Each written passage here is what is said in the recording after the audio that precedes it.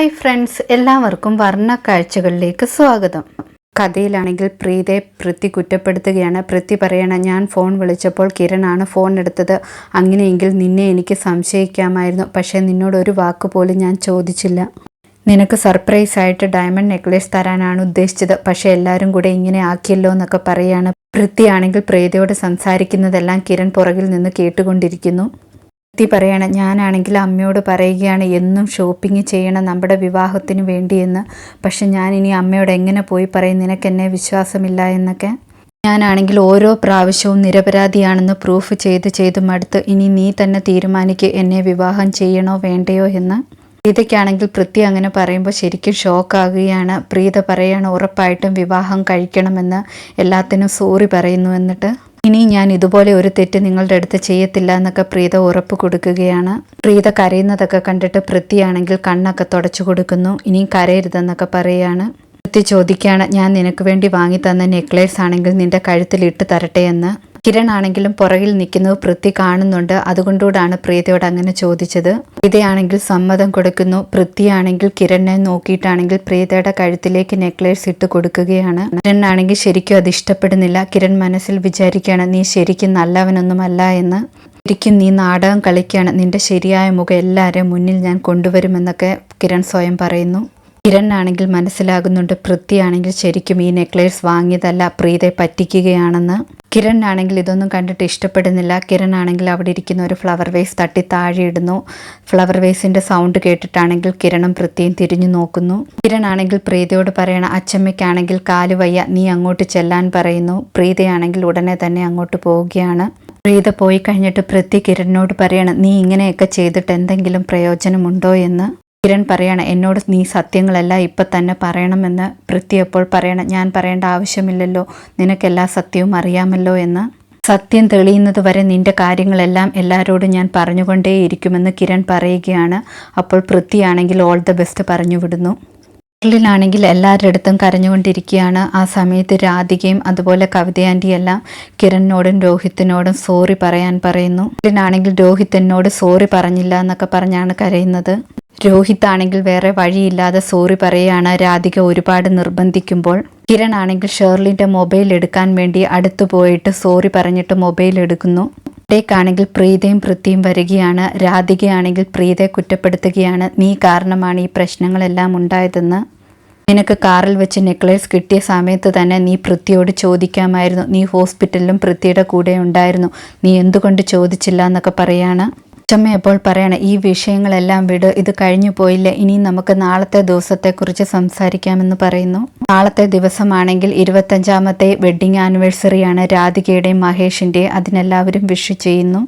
നാളെയാണെങ്കിൽ വലിയ party arrange ചെയ്യണമെന്നൊക്കെ പറയുകയാണ്. അപ്പോൾ രോഹിത് ഞാൻ അത് അറേഞ്ച് ചെയ്തോളാമെന്നൊക്കെ പറയുന്നു. അച്ചമ്മയാണെങ്കിൽ പൃഥ്വിയോട് പറയാണ്, നീയും പാർട്ടിക്ക് വരണമെന്ന്. പൃഥ്വി അപ്പോൾ മനസ്സിൽ വിചാരിക്കുന്നുണ്ട്, എന്തുകൊണ്ട് പ്രീതയെ വിളിക്കുന്നില്ല എന്ന്.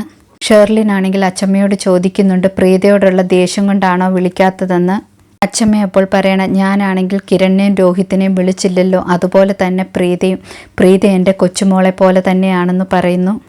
പ്രീതയ്ക്കാണെങ്കിൽ അത് കേട്ടിട്ട് ശരിക്കും കണ്ണ് നിറയുന്നു. അത് കേട്ടിട്ട് സന്തോഷത്തോടെ അച്ചമ്മയെ പോയി കെട്ടിപ്പിടിക്കുന്നു. കിരൺ ആണെങ്കിൽ ഷേർലിൻ്റെ മൊബൈൽ എടുത്തുകൊണ്ട് പോയിട്ട് പാസ്വേഡ് ഓരോന്നിട്ട് ട്രൈ ചെയ്ത് അവസാനം മൊബൈൽ ഓപ്പൺ ആകുന്നു. കിരൺ ആണെങ്കിൽ ഷേർലിൻ്റെ കോൾ ലിസ്റ്റ് നോക്കുമ്പോൾ തന്നെ കിരണിന് മനസ്സിലാകുന്നു പൃഥ്വിയെ ഷേർലിൻ ഫോൺ വിളിച്ചിട്ടുണ്ടെന്ന്.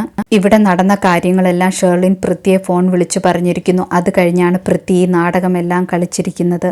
അങ്ങനെയാണെങ്കിൽ ഇവർക്ക് രണ്ടുപേർക്കുമിടയിൽ എന്തോ ഒന്ന് നടക്കുന്നുണ്ട്. അങ്ങനെയെങ്കിൽ പ്രീതയും രോഹിത്തിനെയും രക്ഷിക്കണം, ഇതിന് ഞാൻ അനുവദിച്ചു കൂടാന്നൊക്കെ വിചാരിക്കുകയാണ് കിരൺ. സർലയാണെങ്കിൽ പ്രീതയ്ക്ക് വേണ്ടിയുള്ള വിവാഹത്തിനുള്ള ഡ്രസ്സൊക്കെ വാങ്ങിയിട്ട് വന്ന് മുത്തശ്ശിയെ കാണിക്കുകയാണ്. മുത്തശ്ശിയോട് പറയാണ്, അവളെ എനിക്കൊരു രാജകുമാരിയെ പോലെ ഒരുക്കണം, കല്യാണം അത്രയ്ക്ക് നന്നായിട്ടാക്കണമെന്നൊക്കെ. എല്ലാവരുടെയും മനസ്സിലാണെങ്കിൽ ആ കല്യാണം ഓർമ്മയിൽ ഉണ്ടാകണമെന്നൊക്കെ പറയുകയാണ്. അതേസമയം നമ്പ്യാർ കുടുംബത്തിലാണെങ്കിൽ കിരൺ ആണെങ്കിൽ രാധികയോട് ചോദിക്കുകയാണ്, 25 വർഷമായിട്ട് എങ്ങനെയാണ് അച്ഛനെ സഹിച്ചതെന്നൊക്കെ. രാധികയാണെങ്കിലും പറയുന്നുണ്ട്, 25 വർഷമായിട്ട് ഞാൻ ഇവരോട് കഴിഞ്ഞത് വലിയ സംഭവമാണ്, അതുകൊണ്ട് എല്ലാവരെയും ഇൻവൈറ്റ് ചെയ്യാൻ പറയുന്നു. സർലയും ഇൻവൈറ്റ് ചെയ്യാൻ പറയുന്നു. സർലയെ വിളിച്ചിട്ട് സ്പീക്കറിലിടാൻ പറയുകയാണ് ഫോണ്. സർലയും മുത്തശ്ശിയും വിളിച്ചിട്ടാണെങ്കിൽ വെഡ്ഡിങ് ആനിവേഴ്സറിക്ക് വരണമെന്നൊക്കെ പറയുകയാണ്. സർല അപ്പോൾ പറയാണ് പാർട്ടി വീട്ടിലുണ്ടെങ്കിൽ സമീറിനെ പെട്ടെന്ന് തന്നെ പറഞ്ഞു വിടാമെന്ന്. രോഹിത് അപ്പോൾ ചോദിക്കുന്നുണ്ട് സമീർ അവിടെ എന്തെടുക്കുകയാണെന്ന്. രാധിക അപ്പോൾ പറയുകയാണ് ഞാനാണ് അവനെ അങ്ങോട്ട് പറഞ്ഞു വിട്ടത്, എനിക്ക് തനിച്ചൊരു കാര്യം സംസാരിക്കാനുണ്ടെന്ന് പറഞ്ഞിട്ട് രാധിക ഫോണും വാങ്ങി പോകുന്നു. രാധികയാണെങ്കിൽ സർലയോട് പറയണ എന്നെ തെറ്റായിട്ടൊന്നും വിചാരിക്കരുത്, ഞാനൊരു കാര്യം ചോദിക്കട്ടെ, സമീർ അവിടെ എന്തെടുക്കുകയാണെന്ന് ചോദിക്കുന്നു. സർല പറയാണ് സമീർ ആണെങ്കിൽ സൃഷ്ടിയെ പെയിന്റ് അടിക്കാൻ ഹെൽപ്പ് ചെയ്യുകയാണെന്ന്. രാധിക അപ്പോൾ പറയാണ് എനിക്കറിഞ്ഞ അവനാണെങ്കിൽ ആർക്കും ഇതുപോലെ ഒരു ഹെൽപ്പും ചെയ്യാറില്ല, അപ്പോൾ ഇങ്ങനെയൊക്കെ ചെയ്യുന്നുണ്ടെങ്കിൽ അവർക്ക് രണ്ടുപേർക്കും ഇടയിൽ എന്തോ ഉണ്ടെന്ന് പറയുന്നു. എനിക്ക് തോന്നുന്നത് രണ്ടുപേരുടെ ഇടയിൽ പ്രണയമാണെന്നൊക്കെ പറയാണ്. രാധിക പറയുന്നത് കേട്ടിട്ട് സർല അപ്പോൾ പറയണം നമുക്കതിനൊരു തെളിവുമില്ലല്ലോ എന്നൊക്കെ. രാധിക പറയണം അവരെ പ്രണയം നമുക്ക് ഉറപ്പായിട്ടും കണ്ടുപിടിക്കണം, അല്ലാതെ അവരായിട്ട് നമ്മളോട് ഇതൊന്നും പറയത്തുമില്ല, അതുമാത്രമല്ല അവർ സമ്മതിക്കത്തുമില്ല എന്ന് പറയാണ്. അവിടെ എന്താണ് നടക്കുന്നതെന്ന് രണ്ടുപേരെയും ശ്രദ്ധിച്ചോണമെന്നൊക്കെ പറഞ്ഞിട്ട് രാധിക ഫോൺ വെക്കുന്നു. സമീറും സൃഷ്ടിയുമാണെങ്കിൽ റൂമിൽ പെയിന്റ് അടിക്കുന്നു. സമീർ പെയിന്റ് അടിക്കുന്നത് സൃഷ്ടി നോക്കി നിൽക്കുകയാണ്. സമീർ ആണെങ്കിൽ അപ്പോൾ പറയുന്നുണ്ട് നീ നോക്കി നിൽക്കാതെ പെയിന്റ് അടിക്ക്, നീ താഴെയും കാണാൻ വീണാൽ നിന്നെ എനിക്ക് പിടിക്കാൻ പറ്റത്തില്ല, ഞാൻ ദൂരത്താണ് നിൽക്കുന്നതെന്നൊക്കെ പറയുന്നു. സൃഷ്ടി അപ്പോൾ പറയണം നീ എന്നെ പിടിക്കേണ്ട ആവശ്യമൊന്നുമില്ല, ഞാൻ വീഴത്തില്ല എന്ന് പറയുന്നു. സമീർ അപ്പോൾ പറയണം നിന്റെ നല്ലതിനു വേണ്ടിയാണ് ഞാൻ പറഞ്ഞതെന്ന്. രണ്ടുപേരും തർക്കിച്ച് വഴക്കാകുന്നു. സൃഷ്ടിയാണെങ്കിൽ സമീറിനെ കുറ്റപ്പെടുത്തുകയാണ്, നീ പെയിന്റ് അടിച്ചേക്കുന്നത് ശരിയല്ല എന്നൊക്കെ പറഞ്ഞിട്ട്. സമീർ ആണെങ്കിൽ എനിക്കിതിൽ വലിയ എക്സ്പീരിയൻസ് ഒന്നുമില്ല എന്ന് പറഞ്ഞിട്ട് അവിടെ നിന്ന് പോകാൻ തുടങ്ങുകയാണ്. ഇനി ഞാൻ പെയിന്റ് അടിക്കില്ല എന്നൊക്കെ പറഞ്ഞിട്ട്. രണ്ടുപേരും ഭയങ്കരമായിട്ട് വഴക്കിടുന്നതാണെങ്കിൽ സർല കാണുന്നുണ്ട്. സർല വിചാരിക്കുന്നുണ്ട് രാധിക പറഞ്ഞതുപോലെ അല്ലല്ലോ ഇവർ രണ്ടുപേരും, ഭയങ്കര അടിയാണല്ലോ എന്നൊക്കെ. അതേസമയം രാധികയും മഹേഷുമാണെങ്കിൽ പരസ്പരം 25 വർഷം വരെ സഹിച്ചല്ലോ എന്ന് പറയുകയാണ്. മഹേഷ് ആണെങ്കിൽ പറയണം നീ ഇത്രയും നാളും എന്നെ സഹിച്ചല്ലോ എന്നൊക്കെ. അപ്പോൾ രാധിക പറയണം നിങ്ങളെ വിവാഹം കഴിച്ചതിൽ ഞാൻ ലക്കിയാണെന്നൊക്കെ. രണ്ടുപേരും പരസ്പരം വായിലാണെങ്കിൽ സ്വീറ്റൊക്കെ വെച്ച് കൊടുത്തിട്ട് കെട്ടിപ്പിടിക്കുകയാണ്. ഇത് രോഹിത്തും അതുപോലെ കാർത്തികയും കാണുന്നു. രാധികയാണെങ്കിൽ പെട്ടെന്ന് തന്നെ രോഹിത്തിനെയും കാർത്തികയും കാണുന്നു. അവരെ കാണുമ്പോൾ പിടിവിടുകയാണ്. രാധിക പറയാണ് മഹേഷ് ആണെങ്കിൽ താഴെ വീഴാൻ പോയതാണ്, അതുകൊണ്ടാണ് ഞാൻ പിടിച്ചതെന്നൊക്കെ. രോഹിത് അപ്പോൾ പറയാണ് ഇനി കള്ളമൊന്നും പറയണ്ട, ഞങ്ങൾക്കെല്ലാം മനസ്സിലായെന്നൊക്കെ പറയുന്നു. മഹേഷ് ആണെങ്കിൽ ചോദിക്കുന്നുണ്ട് ഞങ്ങളുടെ റൊമാൻസിൻ്റെ ഇടയിലേക്ക് നിങ്ങൾ വന്നതാണോ എന്നൊക്കെ. കിരൺ ആണെങ്കിൽ സൃഷ്ടിയെ ഫോൺ ചെയ്യുന്നു. ഫോൺ ചെയ്തിട്ട് പറയണം നീ ഉടനെ തന്നെ ഇങ്ങോട്ട് വരണം, എനിക്ക് നിന്നോടൊരു അത്യാവശ്യ കാര്യം പറയാനുണ്ടെന്ന്. സൃഷ്ടിയാണെങ്കിൽ പെയിന്റടി എല്ലാം നിർത്തുന്നു. സമീറിനോട് നിർത്തിക്കോളാൻ പറയുന്നു. ഇതോടെ ഇന്നത്തെ കഥ അവസാനിക്കുന്നു. പുതിയ കഥയുമായി വീണ്ടും കാണാം. താങ്ക്